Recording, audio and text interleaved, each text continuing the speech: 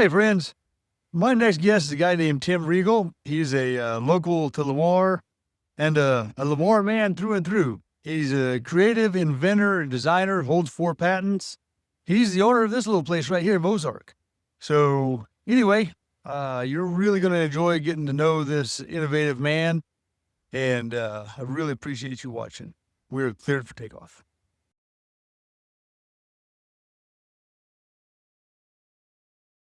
So,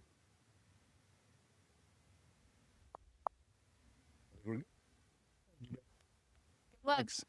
Me. Nice seeing you. Thanks. here with Tim Riegel, a entrepreneur, a businessman, an executive. You've done lots of things in your life. Yes, I have. I started out my career at O'Sullivan Industries, like a lot of people here in town. And how many people worked at O'Sullivan Industries At one time, there was close to 2,000 people. in a town of 4,000? Well, that was including, we had a plant in Virginia and we had a plant in Utah. Okay, and how about here in Lamar? What do we have? Somewhere around 1,200. 1,200 in a town of 4,000. So roughly a fourth of the population. I know people came from everywhere. Yeah, they came from Greenfield, Golden City, Lockwood. But yeah, it was a big portion of the economy back then. Did you grow up here? Yes, I did. So you knew O'Sullivan as a child growing up? And, Oh yeah. Yeah. And were you part of the O'Sullivan family? Yes. Yeah. All right. I'm the oldest grandson of Tom O'Sullivan. Was he the man that started it? Yep, he's the one that started it. All right. Well, so you had entrepreneurial roots. Well, I guess you could say that. Yeah, he was quite the entrepreneur for sure. Tell us what O'Sullivan made. They made RTA furniture. It started out with they made TV stands in the beginning. They had in the very beginning. Your TV stands were a console, Okay. and then they started making TVs with handles, and people were trying to, they'd put them on chairs and things like that. And then he ended up coming up with a TV stand with casters and put it on there. Worked. And then I'm not exactly sure, but I think his first big order was either to Sears or Service Merchandise. And Do you know what year it started? 58, I think. 1958. Yep. Wow. And so you're roughly my age. I turned 57 this year. Yeah, I'm 62 now. Oh, right. Well, Yeah.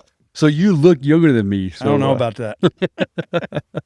So 62. So kind of as a child, you watched this thing grow, huh? Oh, yeah. Yeah. So did it start out with Tom and 10 guys or Tom and 2 guys? Actually, he had several different businesses. He started out, he owned a machine shop, and he'd tool and dies and things like that. During the Korean War, he made shell casings. He always found a way somewhere, somehow to make money for him and his family. And but his big step was when he got into the RTA business. What does RTA stand for? Ready to assemble. Ready to assemble. Okay. Do you like using TLAs? 3-letter acronyms. He got me. In military and aviation, there are so many TLAs, and if you miss the meaning, you can read a whole chapter, still not know what you were reading about. Well, this furniture, RTA, is actually kind of a nasty word to some people because you got to put it together. So it's the IKEA kind of stuff. IKEA is definitely ready to assemble. Yeah. All right. So when we moved here in 94. I knew nothing about O'Sullivan other than it was really bad traffic at 3 o'clock or 7 in the morning. But this was the Garden of Eden. This was like Mayberry here. Yeah. Everybody had a nice home and they had a nice yard and there were lots of horses. I mean, when we first moved here, I did it on purpose. I checked with the county assessor to see how many horses were in the county. And I really liked the place in Stockton. Mm-hmm. We had found a nice place that we could build a school, but Lamar was nicer, and Lamar had way more horses. So what happened? Where did O'Sullivan's go? Basically, the China, Vietnamese coming into that market. There was several big companies that did our furniture. We were always like number one or number two But there were several companies that were big companies, when O'Sullivan was really up and running, they were close to, $500 million in sales a year, That's And- incredible. And Yeah. and half a billion 20 years ago was Oh, more than yeah. a half a billion is now. Yeah. I mean, you were looking at, we were bringing in 50 to 100 train carloads of particle board a week. That's and hundreds of trucks. That's So incredible. yeah, it was amazing what I look back and look at the numbers that we used to pack and how much was going out the door. It was mind-boggling. It was pretty cool. And again, in a town of 4,000. you Yeah. know?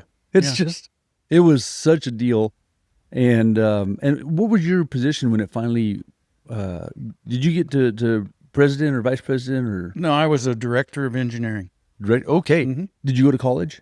Yes, but I didn't finish. Okay. Was it engineering that you were? No. Actually, I went to be a phys ed or coach. I was going to be a PE teacher. All right. So I should tell everybody how we met. We have daughters the same age. And so you were like the head coach and Softball. yeah. And I got to watch you coach my daughter. We had some good times. We really did. It was a lot of fun. You guys were so nice to me because I didn't know anybody, and so you and all the folks you grew up with were very, very polite to Kelly and I, and Cool. always appreciated your friendship through Yeah. that. So you got done with your phys ed pursuit and then came back to the family business. Yeah. Basically, I didn't know what I wanted to do. In fact, I really didn't know what I wanted to do until I was 40 years old. But, I think a lot of people, I just didn't. I had dreams of aspirations of playing football, and I should have known early, right out of high school. I didn't get invited to any big schools. I did play at small colleges, but, and then What was your position? linebacker. Okay, yeah, I can see that. Yep. Yeah, I was a short, squatty linebacker. Yep. But got hurt, and then What did you get hurt? I cracked my fourth and fifth cervical vertebrae up in Iowa in a game. Oh man, Yeah, I was lucky, very fortunate. could have been paralyzed. Oh yeah, very fortunate. But so I was kind of a lost at soul. this point, you were like 19, 20? Yeah. Okay. Yeah, and I was kind of a lost soul. I really didn't know what I wanted to do because that's all I wanted to do, play football. So after several different other schools after that, and plummeting grade GPAs and having too much fun, my dad said, "Hey, I think we got a job opening for you, so show up Monday." So I started as a low buyer in the company. I bought bearings and electrical supplies and things like that. Still pretty good groundwork to learn how the. Oh yeah, Everything learned works. a lot. Yeah, I'll learned a bet. whole bunch. Yeah, you bet. Learned a lot trying to keep that. You can imagine that big of that plant was almost, it was, over 1 million square feet. You just imagine the amount of, it had 100 fork trucks. Yeah, So you had yeah. to keep. So the amount of wheels and the amount of bearings and the amount yeah. of batteries and the amount of, and so you were like the maintenance buyer, Exactly. not the particle board buyer. No, I didn't get into buying into production until later on. But yeah, I did. But you had to really keep your feet to the fire because you had to keep that parts department and parts and maintenance. You had from PMs to you name it, you had to have it. So it always kept me hustling, that's for sure. And how long did you end up working at O'Sullivan's? 23 years. Yeah. Wow. All right. Did it leave in 07 or 09? Well, officially, really 07, I'd say. Okay. Yeah. So now in our political landscape, do you think that there's a chance anything? What do you think about what's happening in the world? I'm glad that our president is trying to bring more production back to the United States. I'm hoping that the core values of our kids can step up and go to work, Do you think they can? I hope so. I think it's tougher. I think with social media and things like that, I think it's, kids want things instantly. They want success instantly. They want money instantly. Well, quite frankly, who doesn't? Oh yeah, yeah. But you have to learn from a young age that it just doesn't fall in your lap. Well, okay. So my thoughts on this is that a lot of youngsters. So I've been teaching horseshoeing for 33 years now, Mm-hmm. and the 18-year-old that I would get in 1992 is not the 18-year-old I'm getting in 2025. I believe that. And so a youngster that's raised in a world where everybody gets a trophy has a hard time dealing with the world that I put him in. Mm-hmm. And I don't want to lower my standard, but you're still involved with hiring and working with some youth, right? No, I mean, with Lamar Enterprises, the company I'm with now, I'm the general manager of Lamar Enterprises, which is a special needs, mentally handicapped, physically handicapped people. I employ 27 to 28, sometimes up to 30, but we keep them busy. The average age is around 40 years old. Okay. Now, how about whenever you were also at Redneck Blinds? Yes. Okay. Yeah. Did you see a difference in the youngster you were working there compared to the one you had in O'Sullivan's? Oh yeah, yeah. I could see it. I went to after O'Sullivan. I started when I saw the writing on the wall, and I could see everybody on my level. Most of my family was gone. They had fired them. So O'Sullivan, did they get taken over? Mm-hmm. Yeah. Okay. Yeah, we got taken over, and they brought in another group of management from Sharpie Pins, of all things. They didn't know anything about furniture. They knew a lot about Sharpie, but they didn't have a clue. And I was the last director still there, and I came home to my wife for about 3 months and said, I got to find something different. So it was really, really hard to work. Yeah, well, I could tell. I mean, I was moved around constantly in different. I never did lose my level, but I just kept getting shifted around and moved. I mean, I said I can see it. It's not worth to me, to stick around for a month's worth of severance pay to say I've been fired, because I'd never been fired before, and I didn't want to have that happen. So I finally, at that time, I was messing around with another friend of mine. We were restoring cars on the side. Right. Fast Eddies. Yep. I had forgot about Fast Eddies. And we were restoring cars, and I thought I could make a business out of it. You did? Yeah. I didn't want to leave home. It was really taxing on both of us. Had no idea. I actually took classes and everything for small business beforehand. And that taught me about an eighth of what I needed to know. I think everybody should own a small business at one time or another just to realize what all goes into a business. But so I resigned, and Brian Brewer and I started Fast Eddie Hot Rod Shop, and we're still going. Yeah. And are you still part of that? Yeah, I'm one of the owners. I don't. I did not. I didn't. I remember you having Fast Eddies, but I didn't know you were still part of it. Yeah, and that's how Redneck came to being. Brian and I were approached by a guy that was making fiberglass cars, 32s, 33, 34 Fords, and at that time they were really hot.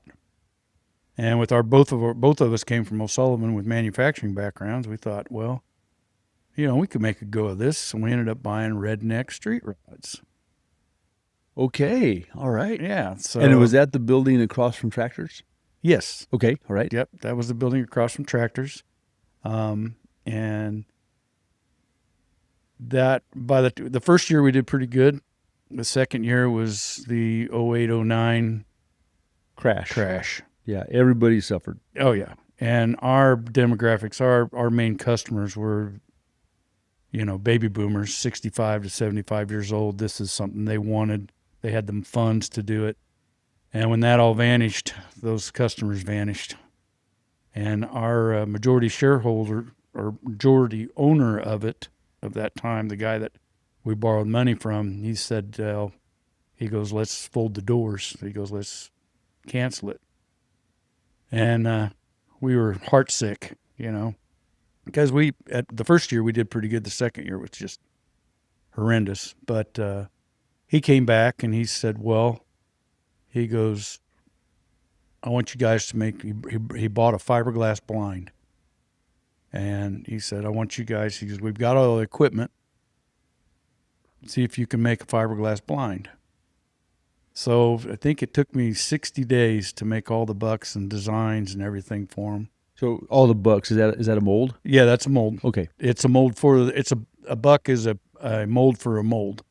So you basically you're making the exact image of what you want it to look like, and then the mold is actually reversed or mirrored. So, And what are those made out of?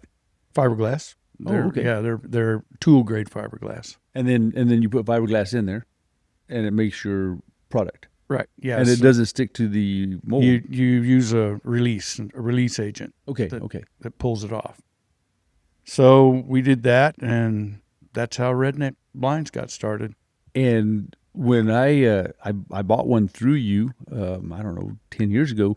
And were you the president of Redneck at the time? No. I was just, there was 4 owners, and I was just a well, I guess what would you call it, a working owner. Okay. Yeah. All right. There was 4 of us. And are you still part of it? No. All right. No. Part of it that was making floors for gyms, was that also part Redneck, or am I thinking about something different? I think you're thinking about something different. Okay. All right. So that was never a Redneck product.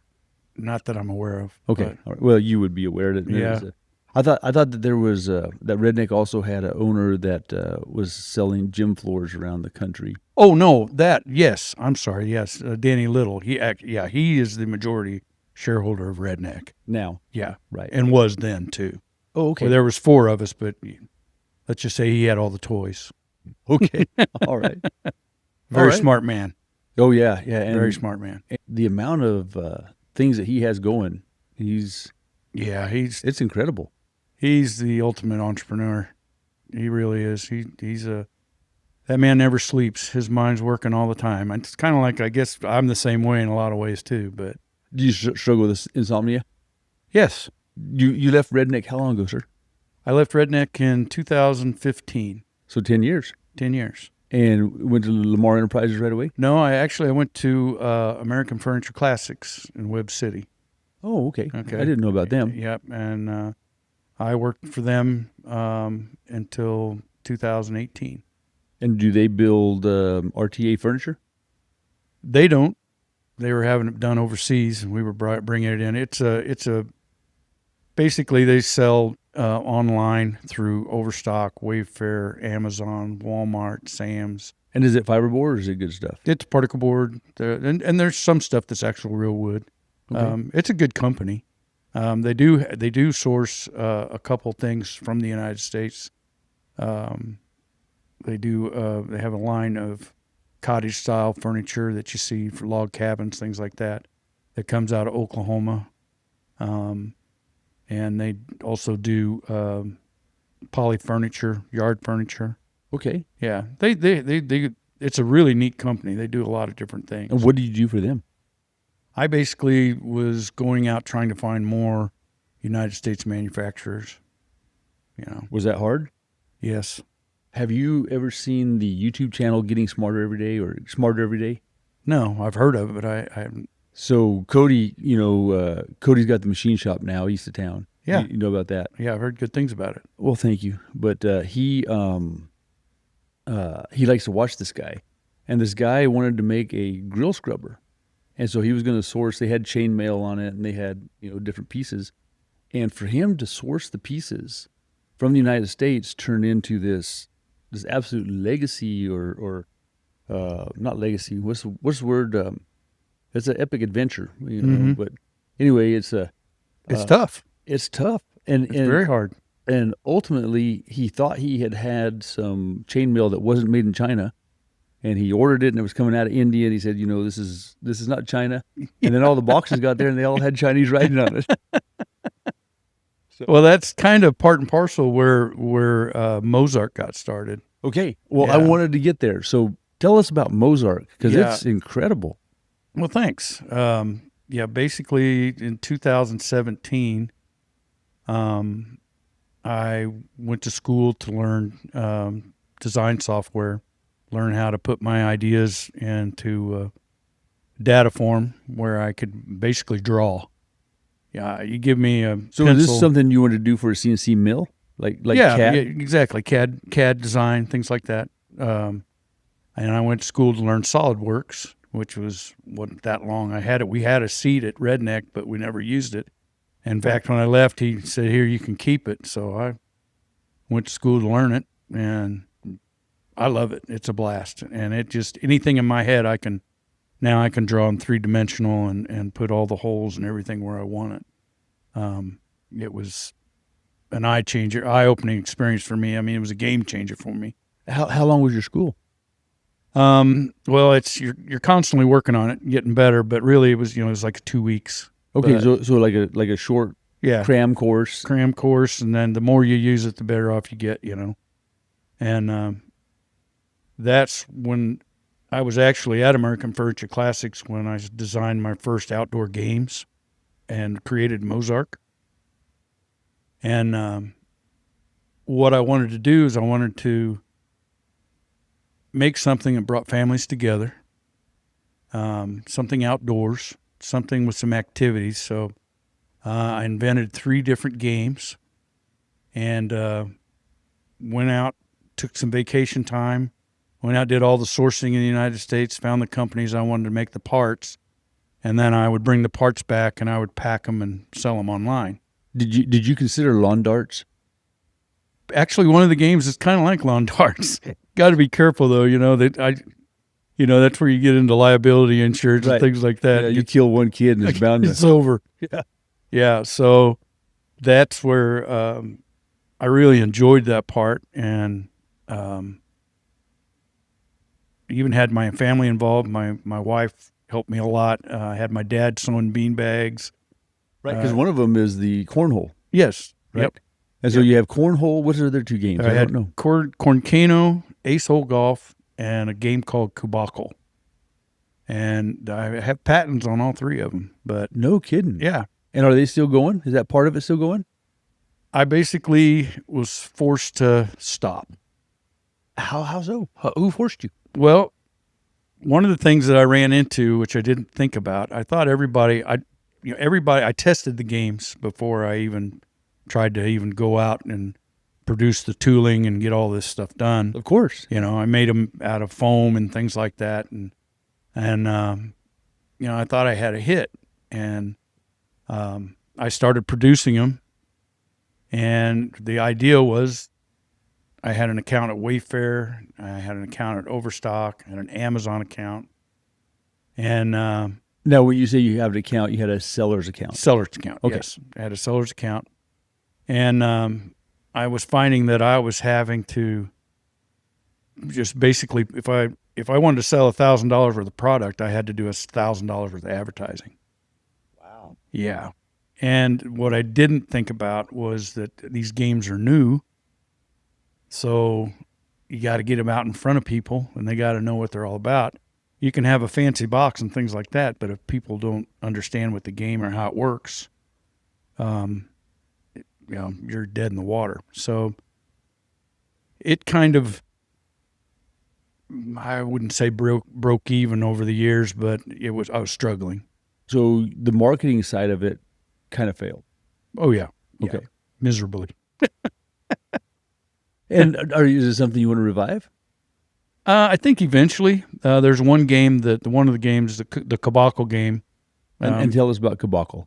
Kubakel is 2 large dice that are 16-inch squares, and each side has a hole in it or a dimple in it, and they're numbered. And it's kind of like it's a lot like cornhole, and it's a lot like horseshoes. And you roll these dice from one ring to the other, and you get, when, like, for instance, if I roll first, and if I roll my cube in the ring, I get it's numbered just like a dice 1 through 6. If I roll a 6, I get 6 points. So if it lands in the ring, you get the 6 points. If it lands outside, you get nothing. You don't get anything. And then you throw beanbags at it, and if you are touching a cube or a caboclo cube, you get a point.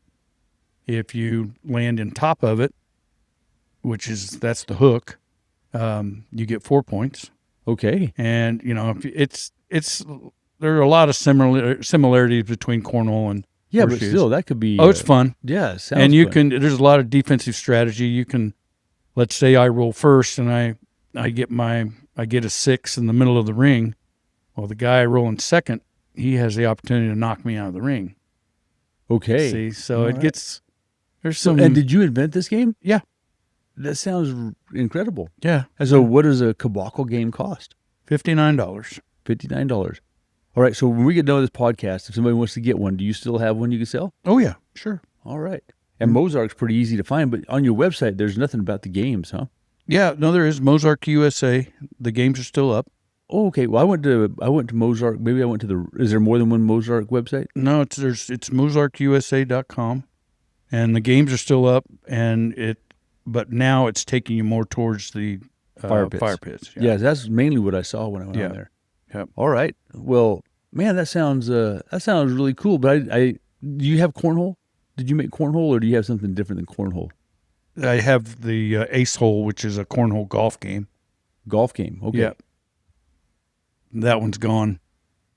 Oh yeah. Why is that? I'm done with it. It was the most expensive to tool up and everything. It just, it was a real pain in the butt. At least I tried on that part, but I had a lot of fun designing it, that's for sure, but it just didn't work out. Well, that's the thing. If you want to invent something to make something, that's fine and dandy. But if it is so labor intensive that you can't sell it, Exactly. then- Yeah. So I was involved in making a hoof knife, and so a company in Sweden asked me to develop a hoof knife with them in 2011, and I did. And I went over to Sweden. I worked in the factory, and I knew exactly what I wanted, but it also had to fit within the confines of what could be manufactured. Mm-hmm. And so that does throw a little bit of a twist in it. That can throw a big twist in it. It just depends on what kind of machinery. Well, a custom handmade hoof knife, people are selling for $200, $250, but you can't produce that on an assembly line. No. So It's hard to replicate for sure. right. Yeah. So now Cody is actually, that company quit making all their hoof care stuff, and we were able to buy all of their equipment. And so they shipped all these machines and everything from Sweden in a container during COVID, which was a very expensive thing to do. Yes, I can only imagine. That's when containers went from $2,000 to $15,000. Yeah. But they treated me, the people, it was Mora Frost, the company's been around since 1891, the Frost hoof knife guy. Mhm. They just treated us like family. That's cool. So we got really nice, and now Cody's making them all here in America with American wood and American rivets, and so getting more and more USA. All right. Good. And so the fire pits, those are beautiful. Are you? And Thanks. when I go by, it just doesn't seem to matter how late it is. There's somebody in there welding. Is that you? That's me. Are you the only one? I'm the only one right now. Yep. And you're putting in some serious hours. So which I got to thank you for sitting down with me on an afternoon when you could be welding. No problem. And that's kind of where Lamar Enterprises came in too. I was working at AFC during the day, driving to Webb City, coming home, making fire pits, going to bed, going to Webb City. And when this job opening came up in Lamar, which was Lamar Enterprises in 2018, the day ends at 2:30. So it was a win-win. They needed somebody in the managerial side of it and gave me time to work on pits. So And kept you in Lamar. yes, and no Yeah. more traveling. That's fantastic. Yeah. And did COVID hurt you? It helped me. Okay, I thought it might. Yeah. In fact, I was just getting started. So, COVID drove a lot of people outdoors again. And it drove a lot of families together again. And people congregating, doing things.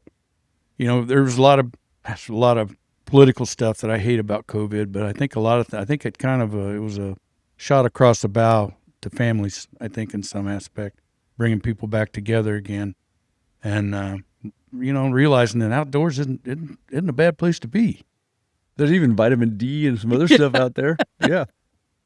Yeah. So after the mess with the games, I had a building. I already had a welder. I had different equipment, and I saw a fire pit at a friend's house. It was a propane tank in. They've had it out at their deer camp forever and ever and ever. Just a homemade sort of deal. Didn't even have legs on it. They just put rocks under it. They had cut it off of some LP tank at some time, and that thing, it was just awesome. I just thought that was so cool.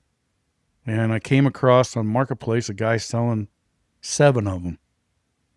7 propane tanks. 7 propane and tank you're talking caps. 500, 1,000 gallon. Yeah, 500. tanks. Yeah, big ones. 41-inch in diameter. Yeah, not the 20 pounders. So I bought them and sold them all within like 3 weeks. Made them. I said, well, I might be onto something here. So got my design hat on, got SolidWorks out again. I started designing fire pits and been running ever since. And you got several designs, right? Yeah, I try to keep anywhere from 18 to 20 different designs online. That's incredible. Yeah, thanks. And so how far out are you in production? Right now I'm selling everything through Etsy. Oh, really? Yeah. And how's that work? Really good. It's a great platform.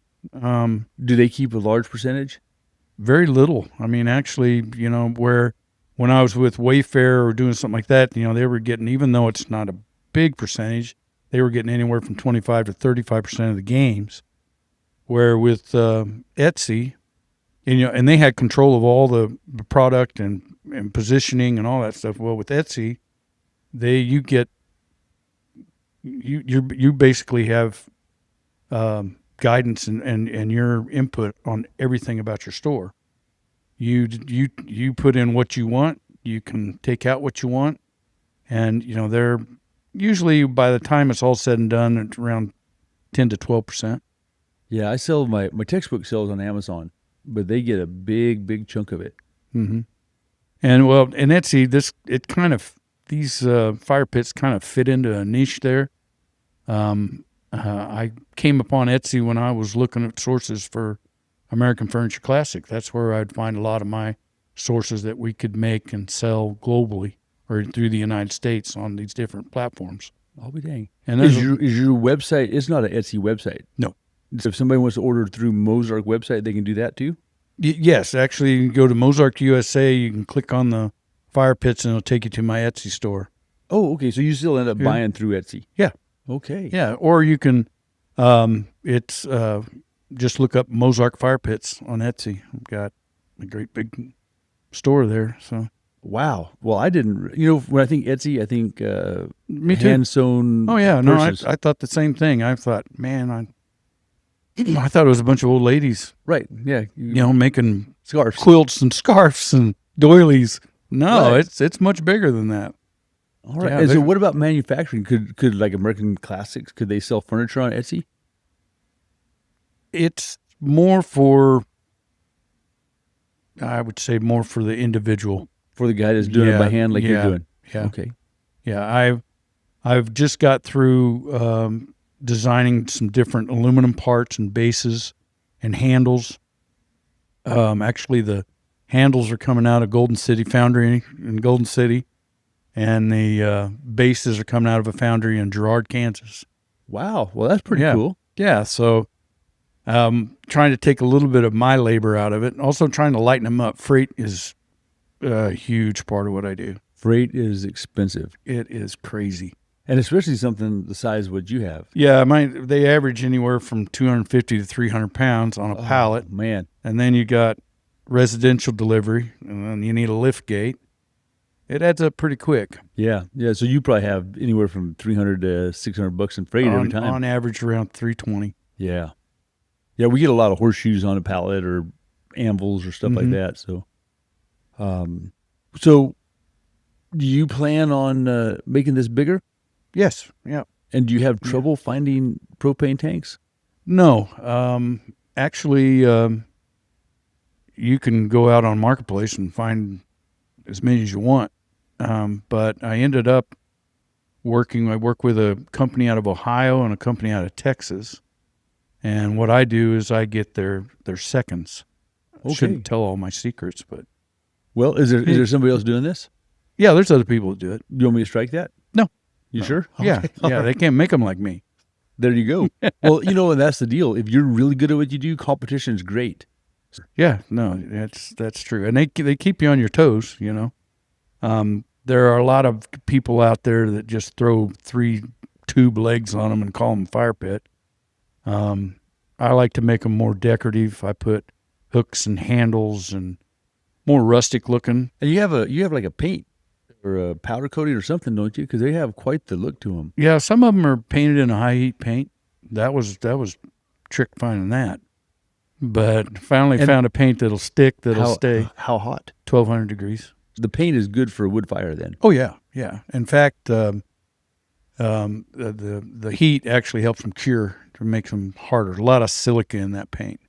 And so do you do everything from cutting them to welding them to painting them, the whole start to finish? Hey everybody, I'm here with Tim. I'm in his shop. This is Mozark, and so you guys have been watching the interview with him. But I thought, man, we should show you these fire pits. So Yeah, this is a fire pit that's custom made for a person here in town. They came to us with an idea, and we made it happen. all right, what's your standard? You have a standard fire pit, or is it just all custom? I basically make 30-inch, 37 and a half, 41, 42s, and 48s. Well, these things are they're like Quarter of an thick. inch. Yeah, they're quarter inch thick. They weigh several hundred pounds. Yeah, this one weighs 215 pounds. All right. Well, so here's one set up on a table. Tell us about it. Yeah, this is a new design for this fall. We call it the Queen's Cauldron. It comes with 2 cast aluminum handles that are made at Golden City Foundry in Golden City, Missouri. And it comes with this, what we call the ring turret. It's a cast aluminum ring that allows you to put this pit on uneven surfaces or to place it in a corner of a patio or something like that that not everybody can get around. You can just simply turn it up and you can see the fire. Wow. Yeah. All right. It's a new design that we're really excited about. You can see all my other designs on mozarkusa.com, or you can go to Mozark Fire Pits on Etsy. Thank you, sir. Yeah, I get the tank ends, and I actually spend probably about as much time cleaning them up and getting them ready to attach to weld parts and things like that than I do to build one. So, I mean, getting everything prepared to start making one, I can make just about any of them within an hour or 2. No kidding. Yeah. Oh, well, when you guys look at them online, you won't believe that because Yeah. that yeah. looks like a half day's work in each one of them. Yeah. No, well, some of them do take 4 or 5 hours, but Did you have cooking or grills or anything go with any of them yet? yeah. There is. Oh yeah. Okay. Yep. And if you want a cooking grill or a special top, if you want, like a monogram or something like that on, I can do that too. So it's just, if you went online to order, that's the other thing about Etsy that I really like is that I can talk to every customer. I literally talk to each customer that buys a fire pit. You don't have to talk through coded emails and No. Yeah. No, Good. I have a Etsy has an app. I know when I get an order. I email them immediately, and hey, thank you for your order. It's very personable. That sounds like it. Yeah, it's really cool. And then we can talk. Is there anything you want added? There's a lot of add-ons. I don't go crazy on the add-ons, but I try to make it unique or different if they want something. Yeah. Well, there's a lot of models. Yeah, it's strange. One of the things is that, with Fast Eddie, I worked on trying to keep things from rusting, working on hot rods and things like that. Now I'm making things rust. People like that rustic look. Right. Yeah, I literally make these fire pits rust. They call it patina I don't know if that's French for rust or what, but These have been super successful for 7, 8 years now? no, I actually started 3 years ago. Actually, 4 years ago. That recent. Yeah. So what do you think was the difference between your success with these and the lack of success with the games? One, being handmade. Two, there was competition with my games there were American companies, but they were being sourced overseas. So they were able to produce something so much cheaper. Exactly. And where I'm building something that my fire pits, you can buy a $450 fire pit at Lowe's or Home Depot or wherever that's made overseas, and that thing Out you're of 10 gauge. Yeah, you'll be lucky to get 2 years out of it. That is if you use it a lot. But my pieces will last forever. Literally, I guarantee them until I'm in the dirt. Okay. Yeah, they'll last forever. So it's a lifetime warranty, but it's your lifetime. It's my lifetime. Fair enough. Yeah, but I mean, they're, And just so you guys know, he is 62, but he looks pretty good.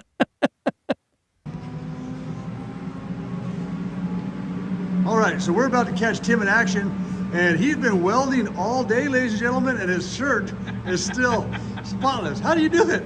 it's a miracle. I'm a perfectionist. All right. So this is a fire pot in the making. He has to hoist them up on this table by hand. And there's a bunch of the ends over here. I tell you what,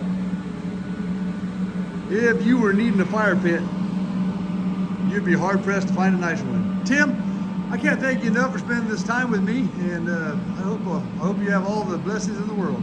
Thank you very much. I enjoyed it. Thank you. But and I wanted to make something, again, family oriented, keeps people together, something that people can enjoy, something made in the United States, by hand. I source everything in the United States. How very cool. Yeah. So, and it's not easy. It's real easy to, I guarantee you, I get, all of a sudden somebody found out in China that I'm making these things, and I get emails on LinkedIn or whatever. And, tin cans are cheaper there. Yep. But believe it or not, by the time you get, you add the freight and the amount you have to order container wise, You end up ahead here. yeah, Yep. Yeah. Well, and it's even getting better with the tariffs. true. Yep. True. So the guy on that Smarter Every Day, you know what? I'm not very good at doing the links, but I'll try to put a link to that YouTube video. But the guy he was helping build the grill scrubber had a grill lighter, and he had it made in China. And what happened was the Chinese company just started making them and selling them for a fraction of what he was paying them to make. So basically, he had this great idea. He had a patent on it. He had a Chinese company made it because he couldn't find an American company to make it. And then they started making it and putting it on Amazon and out in the world. And so he lost his whole market to a cheaper, worse product because of how they did that. Sure. Well, that's actually my very first patent that I had was a product called the Fillet Factory.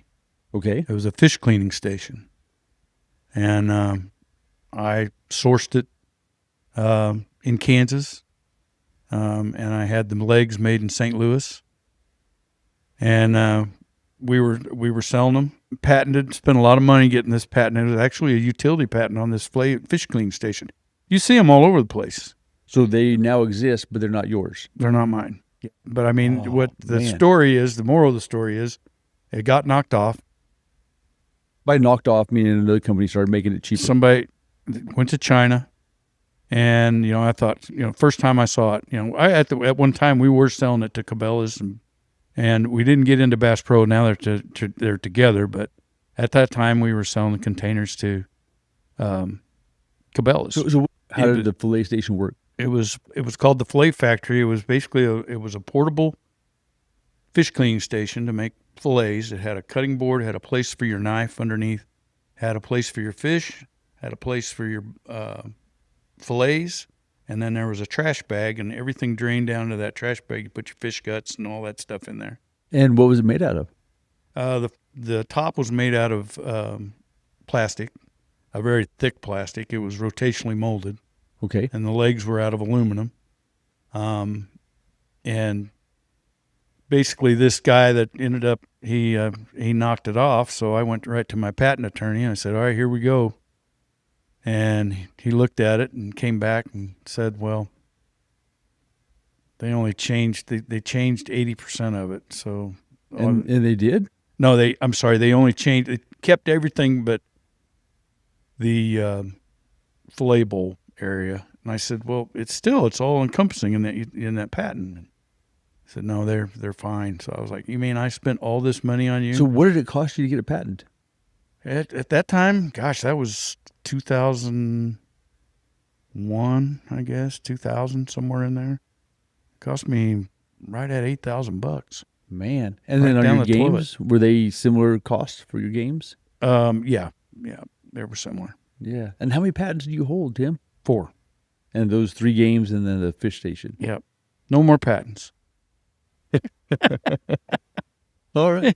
No more patents. So I don't know if you ever seen my textbook. I have a 700-page textbook, which has been a really wonderful thing in our life. But when I wrote it, I found a company in Hong Kong that would print it for like $7, and I was tempted.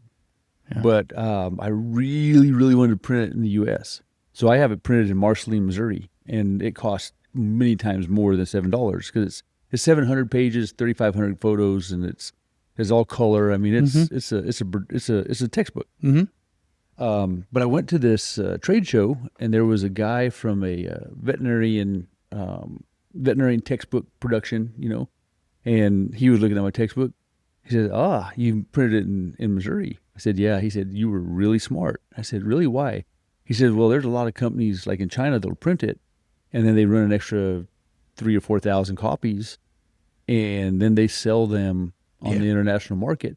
And I would have lost all that revenue for sure. All those sales. So even though it was a costly decision to stay American made, it was the right decision ultimately. Mm-hmm. Well, that's one of the things about, I think, I look at appliances. You look at anything nowadays, everything's disposable. And, a refrigerator that would last 30 years, you're lucky you get 5 to 10 now. Yes. And I think purpose. that, on purpose. And I think that's across the board where these fire pits, when I do it, they're handmade. I weld them together. I even pack them. But, I make sure that not only will they look good, they'll be functional. My goal is that after a burn, there's just nothing but white ash in the bottom of that tank. And it's an heirloom piece. It's something that you can hand down. It's got your name on it. Yeah. So there's a sense of pride and man, that's so cool. Yeah. Well, when I was told you'd be a good guest, I didn't realize how good. I don't know about that. well, what an interesting thing. This is like America. This is what it should be. Yeah, I really believe in that cycle. I'm sure you heard it. Hard times lead to strong men. Strong men lead to easy times. Easy times lead to weak men.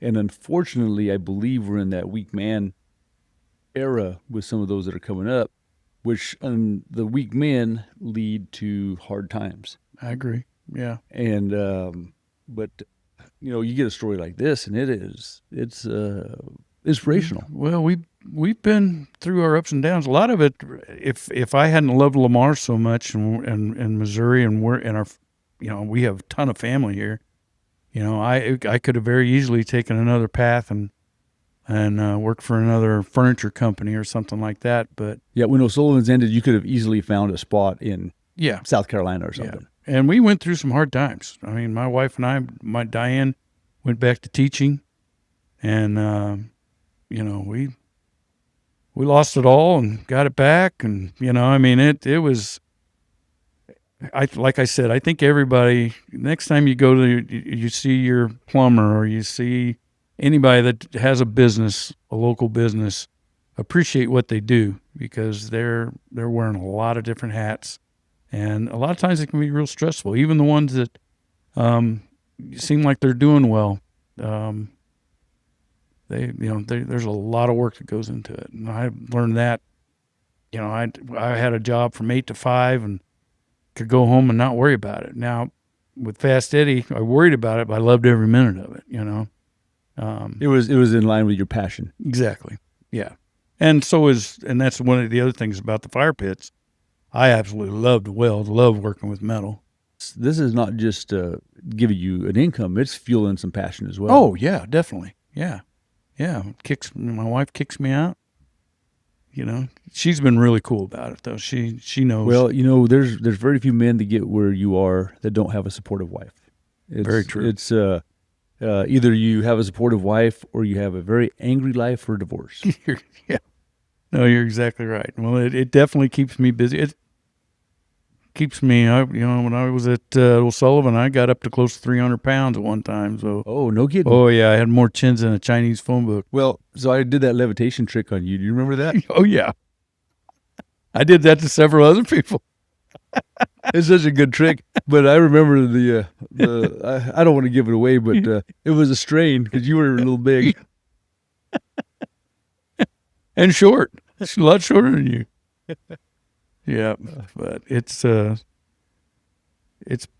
a long. Everybody's like, well, you're 65 right around the corner, and I'm like, I don't want to retire. I want to keep going as long as I can do it. So have you thought about hiring somebody to make these fire pits with you or for you, or? Yeah, I've been keeping my eye out. You know, it's going to take. I don't care if it's male or female. It's going to take somebody with some drive, self-initiative, and knows how to take construction, because that's one of the things I'm very picky and detailed on how I weld these things. When they go out with your name on them, they've got to be Yes, right. Exactly. And when they go out, I want the wow factor. You know, that's one of the things about Etsy or anything online is reviews. You know, you can have all the 5-star reviews in the world. It just takes one bad one person that's not happy, Or a person who's just a troll. Because there are some. Oh, there's out there. Those are out there. And you can get somebody who actually didn't even buy one who's trying to be a jerk. And most people can read through that, you know. Actually, the only time I ever really run into that is if when I come up with a new design, I'll put it on Marketplace. The Facebook Marketplace. Facebook, just to check it out, So test it. you sell some on Marketplace? Mhm. Okay. Yeah. And Yeah. do they buy it through the Etsy store as well? No, Okay. I usually put it in the Springfield, Tulsa, Fayetteville, kind of this area. That way, don't have to worry about freight. So somebody can get it. Yeah, Okay. somebody can get it, and then I can test it that way. And if I put something out there, sells quick, then I'm like, hey, I'm onto something there. Then I'll go ahead and I'll design it, and I'll create an ad for it in Etsy. Did you ever do the games in Etsy? Yes, but since I had packed them and they were American made, it really didn't fit that handmade. They had too much manufacturing. Exactly. Okay. Yeah. So, but right now, I'm at the cusp. I'm working, as you can tell. I work a lot at night. And there's ebb and flows. It's seasonal. In fact, August is actually one of my bigger months. I don't understand it. Oh, really? I would have Yeah. thought October, November. Oh yeah, no. August through October, and Does March. it die down in January after Christmas? Yep. Okay. Yeah, it dies down. But I mean, I still have enough to keep me going, keep me busy. Do you run specials or try to move certain items or any? Do you ever do any of that sort of stuff? Yeah, if I have something that's not working, I'll either put it on Marketplace or I'll mark it down. Okay. But so far, I've had to do it on one or two items. But It's not a common. It's No. not a common. You don't every January have a 10% sale No. or something. yeah, and one of the things about Etsy is that I literally keep all my inventory in parts. So if somebody orders, I actually make it to order. So it's a custom manufactured piece for that individual. So, Wow. Yeah. So, and I can work unless somebody, calls up and say, hey, which I get a lot of, hey, I've got a wedding reception. I need a fire pit. Can you do it? Get it to me at this time. Sometimes I can get it done. Sometimes I can't, but So how far out are you? I usually work right around 7 days. Okay, so a guy ordered now could get it by 10 days from now. Oh yeah, yeah, That's incredible. yeah. So, how many hours do you work a week? I'm afraid to put the number to it. I don't know. I usually average. I guess at night I'll be there anywhere from 3 o'clock till 7 or 9. So each night. So So then I work on the weekends and the mornings. But So you have easy 25 to 35 hours of the fire pits plus a 40-hour week Yeah. job. Yeah. So Jacqueline says that self-employed people work 90 hours so they don't have to work 40. there's something about that. She's right. Yeah, she's not wrong about Well, that. if you like what you're doing, that's a whole different ballgame. Yeah, that whole if you love what you do, you're really not working. Yeah. Yeah, horseshoeing was that and has been that for me. Yeah, So well, that's the good thing about Lamar Enterprises. I mean, I absolutely love going to work there. that's neat. Yeah. And what do you do there? We handle all the recycles materials for Lamar and Golden City and Lockwood. We handle all the cardboard. It's a recycle center. So can people bring metal there and stuff too? Oh yeah, we take all aluminum cans, tin cans, things like that. How about Plastics? old car parts? Not really that. Not really there. We'll Okay. take old TVs, but we do the recycling for the Lamar area, and that is probably about 40% of what we do. The rest of what we do is small lot production, where we pack things or we do brochure kits. We do a lot for Redneck. We do a lot for Envisions. We cut all of Redneck's fiberglass. No kidding. Mm-hmm. That's pretty cool. Yeah. So there's a lot of fiberglass that goes through that place. And it's one of the fallacies, or I guess sheltered workshops kind of get a bad rap. All right, and this is for the special needs people, Mm-hmm. is what you're saying. All right. Yeah. They work their butts off. Oh yeah. They love it. I've, A lot of the items that you wouldn't get somebody pays $15 to $18 an hour to do, on a production line. They love it. They like that routine. They like the redundant type of things. That's how they tick, and it's great for them. It's great for us. great for the community. Oh yeah, Yep. There's a lot of wins. yeah. The great thing about it, those people come up. I come in every day to a bunch of smiling faces, and when I say it's time to work, they put their phones away. They go out. They work till first break, and they come in for break smiling, and they leave smiling, and it's a great atmosphere to work. It's really awesome. How cool. Now, who owns that? Basically, it's a trust. Lamar Enterprises is its own company. Okay. But, yeah. All right. So we own it, and but we have a board of directors and so forth. But yeah, it's What time do you start? I'm usually there around 7. So what's are you an early riser? I am now because I don't sleep. Oh, so you really do suffer insomnia. Oh, I say that. I just my mind's spinning all the time, different ideas and things like that. Are you a reader? Not like my wife, but I like to. I don't necessarily read any books or anything like that unless it's World War II or. You're not reading very many novels. Then? No. All right. No. So what is your morning routine? Get up, shower, and go to work, man. No breakfast. No breakfast. Oh man. I know. It's. I know. I'll grab a protein bar or something like that. At what time? Right around 7, right as I'm getting in the truck. Wow. Man, I couldn't exist. Now I eat a good lunch. So what's a good lunch? Well, we have do you know Mary out here, the Koblenz out here in the corner? Yes. She cooks for us. At the shelter workshop. Yeah. Oh, I didn't know that. That's yeah. cool. Yeah, she's amazing. She's a great cook too. Yeah, they used to have great sandwiches there. Yeah, she we started a meal program with them with Lamar Enterprises just over a year ago, because a lot of our people that work there, they don't get good meals, Right. and so every Monday and Friday we make sure that they get a well balanced good home cooked meal.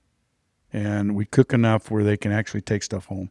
So they get some leftovers and get through the weekend. Yeah. But, you know, we have a Man, protein, how we have a cool fruit, is that? vegetable. Yeah. So it's, we're fortunate enough that we have a county that, and the community that backs it where we can do that.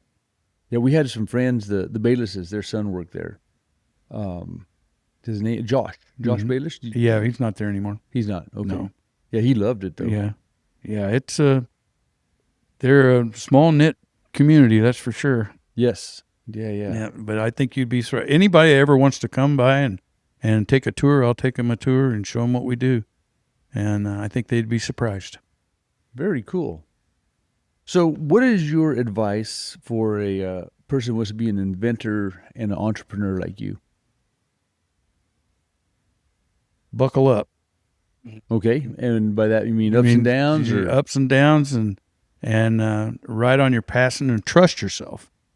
Trust your instincts. You are going to make mistakes, but when you do something good, it feels amazing, and you've done it yourself. Don't be afraid to learn.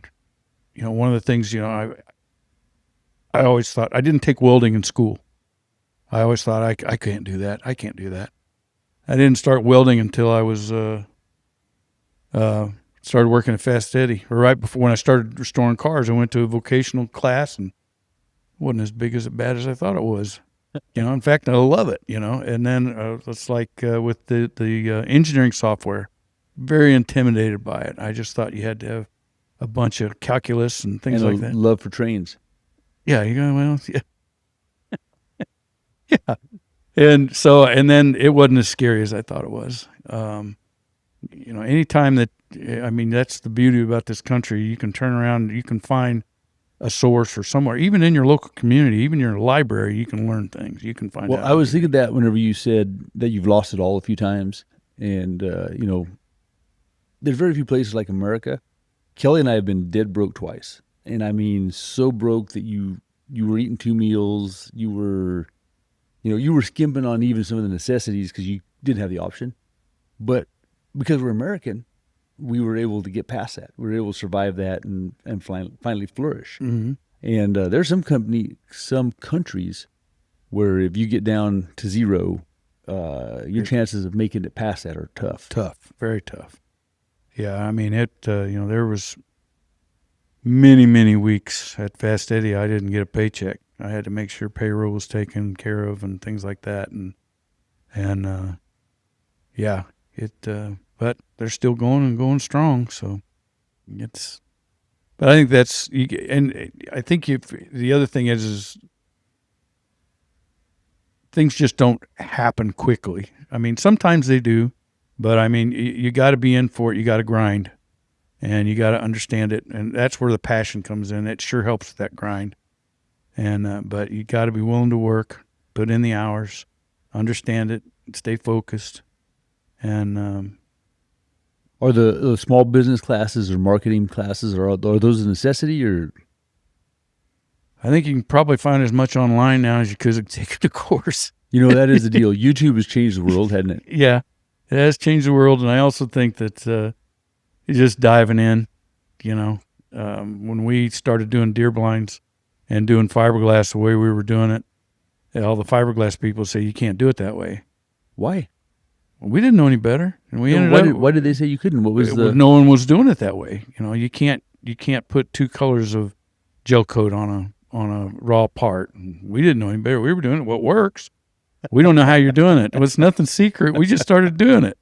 You know, you can't. You got to chop everything. You can't hand roll everything or hand lay everything. We learned that from the cars. We made a better car when we hand laid, which is basically you take a fiberglass roll and you cut it to strips, you saturate it in resin, and then you put it in where you want, and then you roll it. Okay. And you get a more consistent base, you get a more consistent part. Well, with a chop gun, which basically is taking the resin and it's chopping the mat, it's a string, and it's throwing it up against so like the shooting wall, it on there. Shooting it on there. You don't have the consistency. You might have a really thick area and then you have a really thin area. The thick areas are just as bad as the thin areas because as they cure, they shrink, and the thin areas you can poke your finger through it. So we took that to with the deer blinds. There was a lot of things we had to chop, but we learned that you could actually hand lay them, or what we call hand laying, or taking out the strips, resin, put them in resin, and put them on a part. It seems like a lot more work. It does. Yeah, it seems like but in the end, you get better parts. So better it result. was worth it. Oh yeah, definitely. Have you ever seen any of my videos on YouTube? Not until we started talking. Okay, well, I have one. My horse got struck by lightning, and you know the horse on my billboard? Yeah. He got hit by lightning last year, and it split him down the middle. His head, half of his head was over, and I mean when I say split him down the middle, it literally blew off his legs. And so, and he has some history. Do you remember Andy's Western Wear in Joplin? Yeah. That's Andy. That's that horse. Oh, is that worth? Yeah. So when they closed down, I was able to buy it, and the only reason they had that on that 60-foot tower was because the colleges would steal it during homecomings, and so they had it on that big old pole so people wouldn't do that. So I brought it back, put it up there. He got hit by lightning, and I didn't want to let him go. And so I rebuilt him out of fiberglass myself, and I knew nothing about fiberglass. I knew nothing, but I hand laid everything. And if you watch the video, since you know what you're looking at, you're going to be sick. You'll be like, oh, I can't believe he did that. But it works. And then I painted him red, white, and blue, and I put him 70 foot in the air, so you can't really tell. It looks good from there. Yeah, he looks good from a distance. But yeah, I have a lot of respect for that. That fiberglass that's no joke. It's serious stuff. It's hard work. It's hard work, itchy. Yeah, grinding on it. Oh, it's terrible. Yeah. I couldn't get enough. The first time I just had like a regular mask and long sleeve shirt, and I had to throw away a lot of clothes. Oh yeah, definitely. Yeah, that stuff gets everywhere too. I mean, it ends up in your laundry. You're like, yes. My wife said my shirt's itching. Well, there must be some fiberglass from my stuff. Yeah. But yeah, it's. Are you still anything to do with redneck blinds at all? No, not at all. I still have a few shares, but not as far as no. Other than what we do at Lamar Enterprises. So, can we talk about the fire at O'Sullivan's? What the heck happened? I think you probably know about as much as I do. This is what I know, that there were some kids that wanted to launch a blind through the roof, and they filled it with fireworks, lit it on fire, and burnt down half the building. Is that, you know more than that? They burnt down the oldest sections of O'Sullivan, and 872 deer blinds and a lot of leisure time furniture stuff. And also the twine, Jones Boots and twine. Yeah, he got a lot of smoke damage, I understand. Yeah. Well, I've flown over it with, several times, and my goodness, it's horrendous. When you have a fire that's big enough that you can track it on Doppler radar with the smoke, it's a big fire. Well, you think about it. Those deer blinds, that resin burns like crazy. It's an oil-based product. So it burned like crazy. All those leisure time plastic. Yeah, all that, and they're wood. Those playtime sets. Yeah, and it burnt for days. Yeah, it did. Is it 1.25 million square feet, that building? Yeah, something like that. Right at that. Yeah. And it looks like about half burnt. Do you know if that's right? I would say that's about right. Yeah, it burned up the old Lawn Boy section. Believe it or not, when my grandfather came here, I think that plant was right at 200,000 square foot. And so he increased it by 1 million. Yeah, it just kept going and going. That was that's why we had so many fork trucks, is because they would add on and add on and add on. We're at the other two factories in Virginia and Utah, we got to lay out the factory from the beginning. So everything went right down. It was beautiful. Both of those plants were beautiful. But yeah, this plant, just to get from just to navigate the walls, you had to have all those fork trucks. And were there some kids wanting to launch a blind? Is that how you understood it? I just understood that there was kids in there shooting fireworks inside blinds or something. I don't know. Somebody at church told me the story. They wanted to launch it through the roof. So maybe they did. I wouldn't put it past me. I mean, I'm glad I didn't have to tell my dad that. I know. wouldn't be here. No, it would be. Yeah, I'm very happy I wasn't one of those kids. Wow, Yeah, it's sad though. it is. It's I very hate unfortunate. seeing that. I really hope that a factory or somebody would come in and take that over. I know that the person that owns it now, I don't know. I'd hoped he had done more with it by now. But Wow. it's sad. I mean, there's a lot of memories. I used to ride around a fork truck with my dad and shoot. We had pigeons and birds would get in there, and we'd go around and shoot birds, BB guns. That was a long time ago. Yeah. Wow. Well, do you have any inspirational sayings? Anything that a mantra that runs through your head? Smiles bring smiles. If you meet somebody with a smile, you're going to get a smile back. Yep. Yeah, I tell my students if they are feeling bad, they'll smile for 1 minute. And if that doesn't work, just do it for one more minute. And if that doesn't work, just do it for one more minute. And eventually It'll stick. Yeah. Yeah, there's no doubt about that. Yeah. I think another thing is definitely believe in yourself. Trust your instincts. And, I truly think good things happen to good people.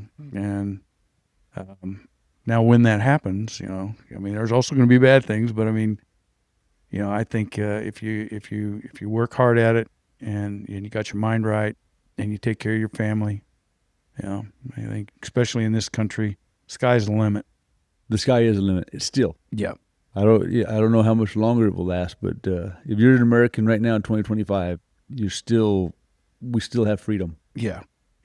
And I look back I saw how my dad worked, how my grandfather worked, my grandpa O'Sullivan. And didn't have to, probably. Yeah. No, he probably didn't, but that's not how he ticked, He was still mowing his own yard, did a lot of his maintenance on his mowers and things like that. But he was always working, but he was always, he had, almost 30 grandchildren. Wow. And he knew them all, and he took care of them all. He knew what they were doing, what they were up to. But his legacy of being a family man and keeping family first and making sure everybody was taken care of, and in the community, there was a lot of things that he did to the community that I'm still learning that I didn't know anything about. Oh, really? Oh, yeah. Yeah. Yeah. People will come up to me and just say, your grandpa at one time, I'd lost my job or something. He found out about it and he slipped me some money, or he helped me out with a car or something. And I would, to this day, I still get that. And you were the oldest of 30 grandchildren? Yes. Yeah. How cool. Were you Oldest son. Oldest boy? Oldest grandson, yeah. All right. Yeah. There was, Terry Lynn was the oldest. What a cool legacy. Yeah. Work ethic is one of those things. It doesn't matter what you tell your kids. It doesn't matter how you talk about it. You've got to show them. Mm-hmm. And so obviously you were shown work ethic from a young age. Yeah, from both sides. My grandpa Riegel, as a machinist, he was a tool and die guy as well. He was a machinist right out of World War II. Did it until he retired, but he liked what he did too. He had a lot of passion for what he did, but he liked creating and things like that as well. But not like my grandpa O'Sullivan was definitely very creative. He had a lot. Like you got that, didn't you? I think I got some of that. Yeah, for sure. I'd like to be where he was at when he was 62, but that's all right. Yeah. He was I look, he's got a book. There's a little biography about him. It's called Simply the Best. And I go through that and I'm like, and that it came out, I think in 2003 or somewhere in the early 2000s, the book came out and it was passed around. And I remember going through it and it was like, wow, at 27, he already did this. He had that many people working for him, and I'm like, wow, and just, it was just, but he was just a go-getter. And he went through some hard times too. He lost. Did he serve in World War II? His feet were so flat, he walked like a penguin. Oh, really? Yeah. So he got rejected. So what he ended up doing is going around and trying ways to make money. He and my grandmother were eloped when I think he was 16. They were both 16, something like that. And they stayed together all their lives? Oh yeah. Oh yeah. Now, were your mom and dad, they stayed together? Yes. And you're still with your wife of how many years? 35. Yeah, isn't that cool? Yeah. Yeah. Yep. That's also a work ethic and then a legacy of family staying together. Incredible. Yeah. Huh? Stable family's huge. Oh, yeah. I mean, incredible. I don't know. I don't know how single dwellings. I don't know how they do it. I really don't. And I think that a lot of that it's shown in our youth too. Yes, and I think even I get students now. I got one young lady, and her folks waited till they left the home to get divorced, but she said it still devastated her. Oh yeah, I can Exactly. believe that. And she ended up on with therapy and drugs, and not bad drugs, but Right. like prescription drugs over Mhm. the. So that's a frightening trend. Yeah, there's a pill for everything. It's crazy. I mean, Can I ask you? Did you get vaccinated? I did the first round, Did you really? but I didn't the second round. I have never had one again. Do you regret it? Yeah, Yeah. yeah. It was. So why did you end up ridiculous. doing it? Did you have to? I didn't have to. The people that I worked with at American Furniture Classics and everybody was doing it, and I was one of the last ones to do it. And I was like, well, what the heck, not that big a deal. And I just wish I hadn't. Did you suffer? Have you been sick from it? I did have it. I did get it, but it was nothing.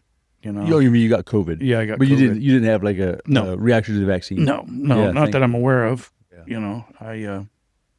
I'm fortunate in that aspect too. I think. I don't know. A lot of people weren't.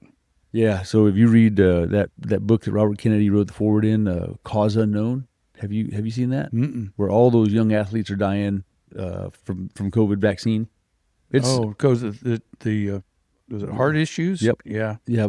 So we have a 400% increase in certain types of diseases that I see is that. is only explained by a vaccine. Yeah. He's got his work cut out for him. I Oh know. yeah. Oh my gosh.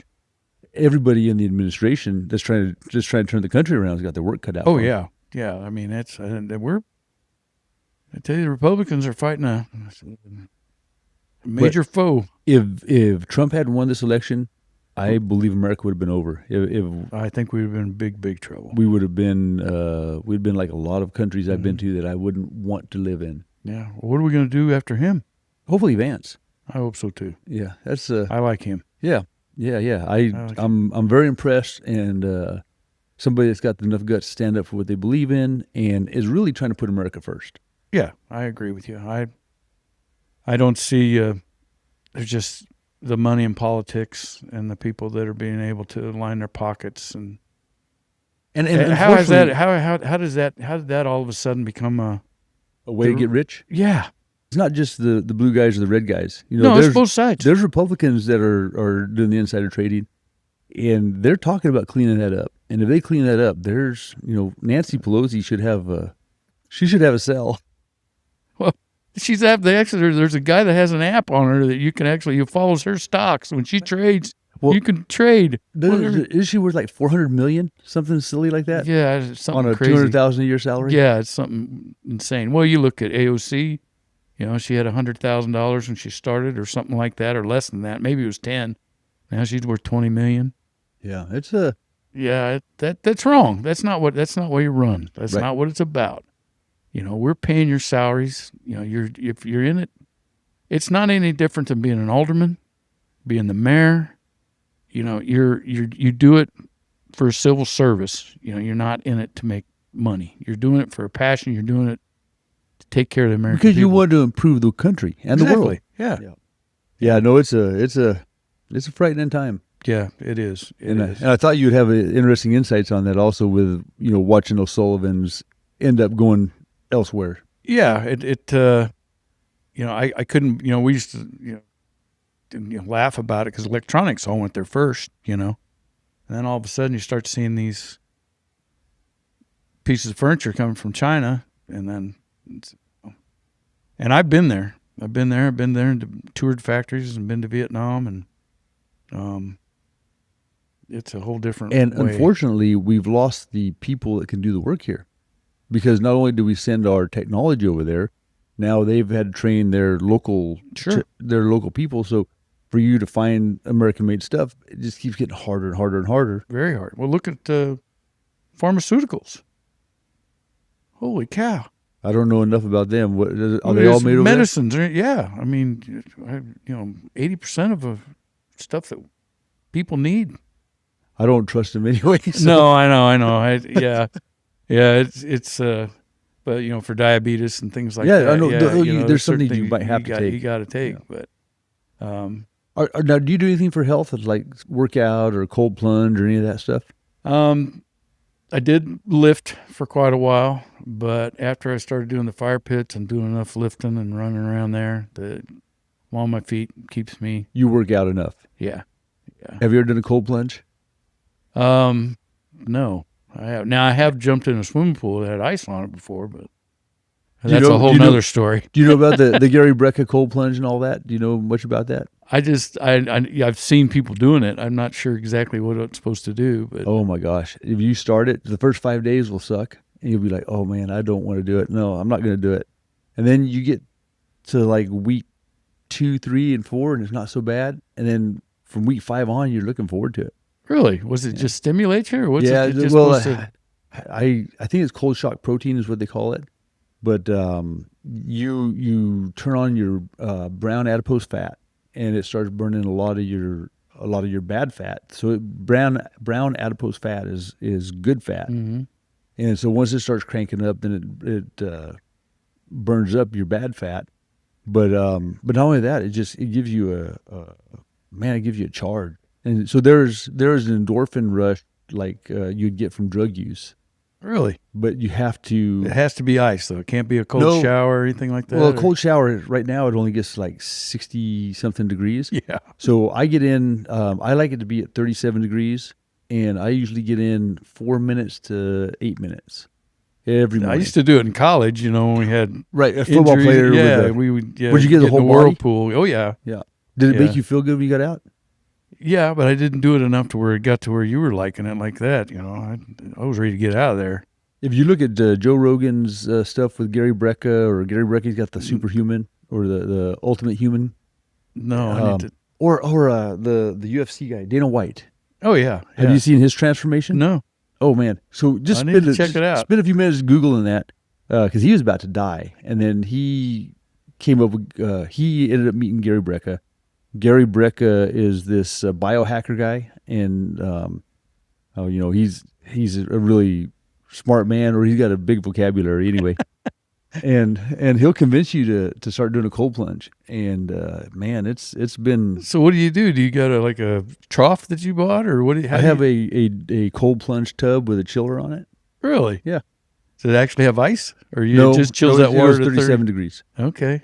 Yep. It says the thing says 33, but it only goes to 37. So I think, and it was going to 34 for a while, but I think as the weather's heated up that Yeah, that's something you just can't sneak up on either. You got to do a plunge, don't you? Well, I just get in. I just get in. Just- I just start get breathing in. deep. I start breathing deep as I Okay. get in, and yeah. Hmm. You should look into it a little bit. It could make you feel better. All right. Well, I might have to try that. Sir, you have been a fantastic guest. Do you know how long we talked? I have no idea. I appreciate the opportunity. We're an hour and 23 minutes. Oh wow, Isn't that cool? that's cool. Thank you. So I'm going to come by next week and film an ad at Mozark, and just kind of film you working and film some of the pits and that sort of stuff, and that'll be the ad in this one. Okay, cool. All That'd right, be great. brother. Thank you very much. Thank you, Tim. It's been great. All right, Appreciate no you. problem.